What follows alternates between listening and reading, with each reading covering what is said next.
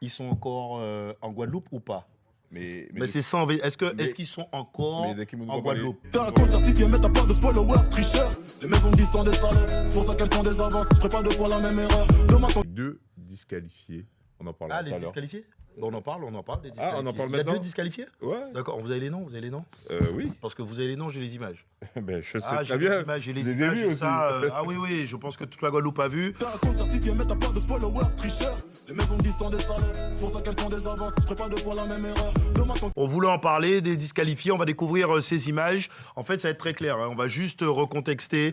Vous voyez là, en fait, il y a deux coureurs, ils sont là. Le peloton qui est en train de passer, eux, ils sont cachés, on le dit clairement, derrière une voiture. Et là, ils vont pour s'intégrer.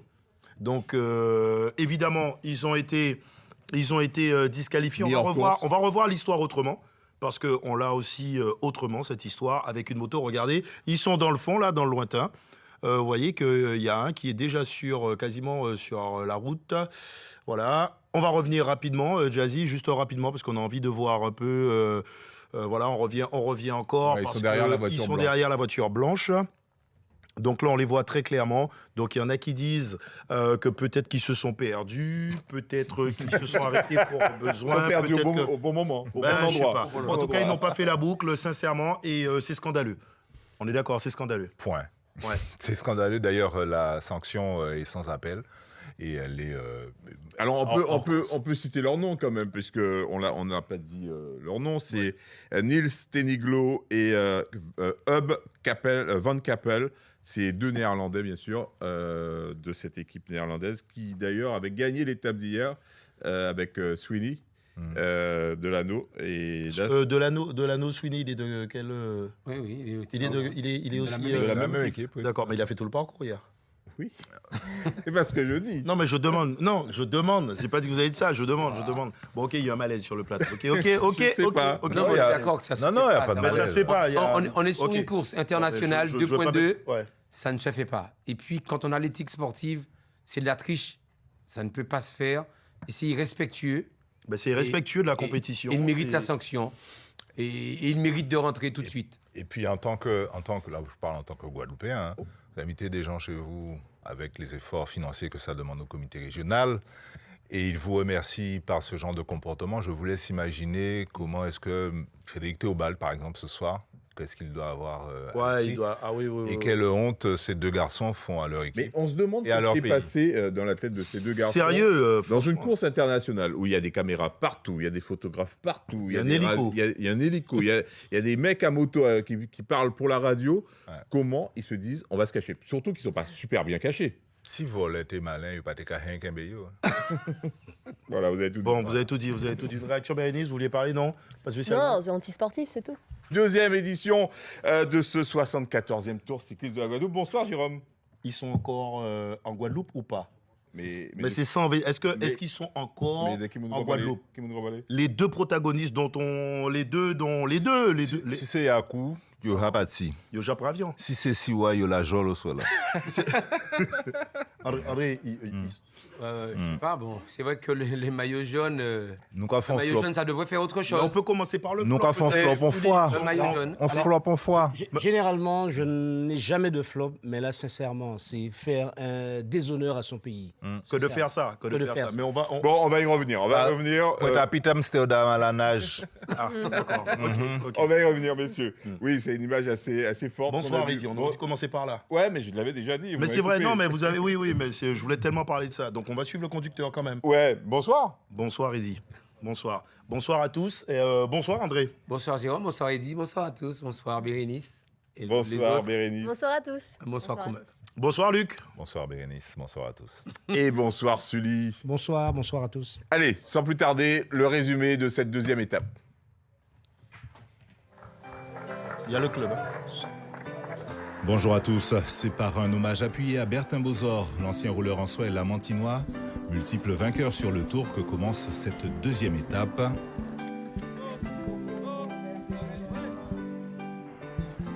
Une étape de tous les dangers avec un final très pentu du côté de la regrettée à Trois-Rivières, qui commence par quelques timides tentatives de début de course, à peine perturbées par les ennuis mécaniques de Mevinchen. puis ceux de Stéphane Bennett de la Martinique. Pour Mévingen, c'est une journée vraiment pourrie avec une grosse chute après une demi-heure de course qui entraîne les abandons de Julius Beyer, Teddy Taran, Jean-Yves Caral, Jean-Philippe Condy et donc Mévingen.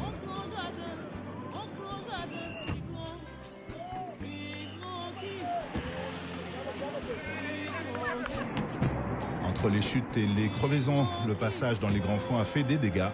Mais les cyclistes sont des acrobates, à l'image du retour dans le peloton du vainqueur de la veille, le Canadien Delano Sweeney.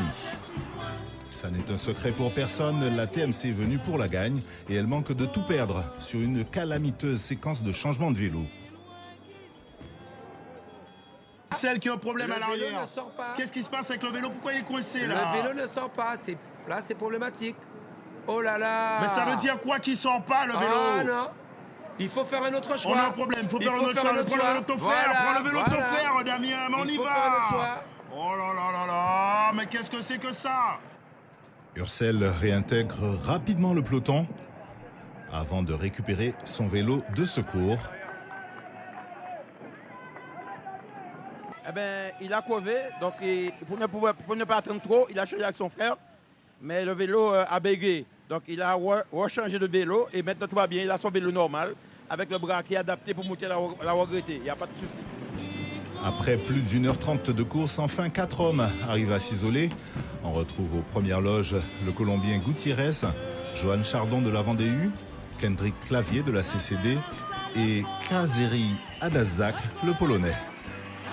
Bientôt rejoint par le Vendéen Menguenot.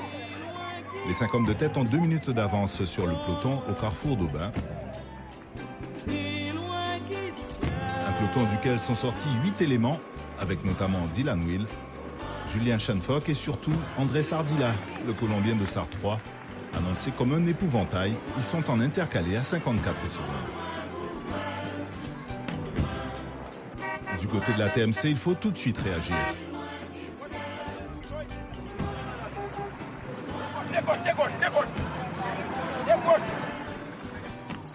De plus ou moins bonne grâce, Julien Chanfoc s'exécute et se met tout de suite au travail et tout rentre dans l'ordre à Capesterre. La situation n'évoluera plus jusqu'au pied de Salé où les grandes manœuvres vont commencer.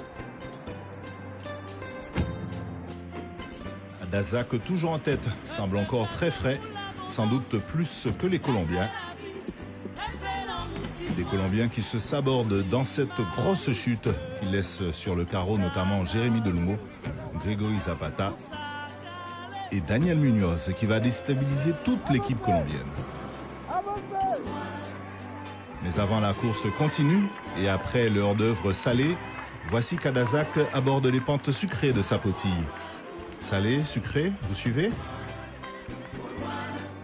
Pendant que le Polonais fait encore le show, les hommes forts font leur apparition en tête de course. Le reste de l'équipe polonaise serait-il grimpeur? Et tiens, voici venir Kevin Lequinf de la TMC, flanqué de Benjamin Leny de la CCD. Au sommet de sa potille, l'homme de tête possède encore 1 minute et 24 secondes sur le groupe des favoris. Et nous sommes désormais dans l'ascension finale, 2 km avec un pourcentage moyen de plus de 15%.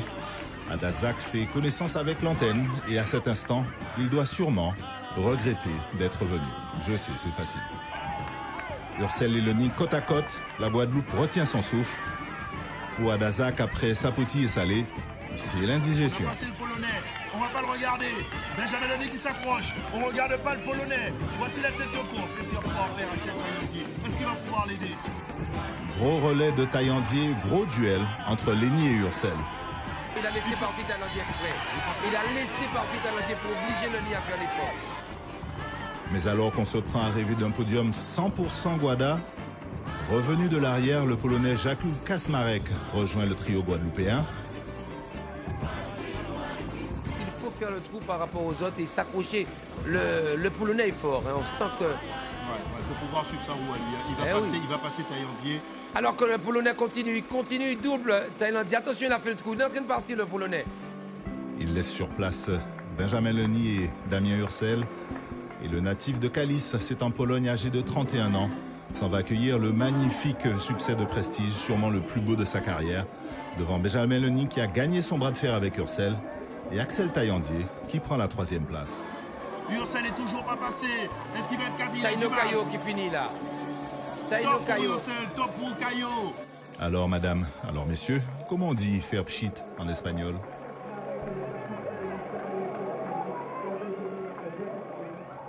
On vous répond tout de suite, Lulu, mais juste avant, on présente nos invités, la JTR. Ah oui, c'est avec nous. Super résumé encore une fois. Merci à tous, merci à la JTR. Bonne soirée et à demain.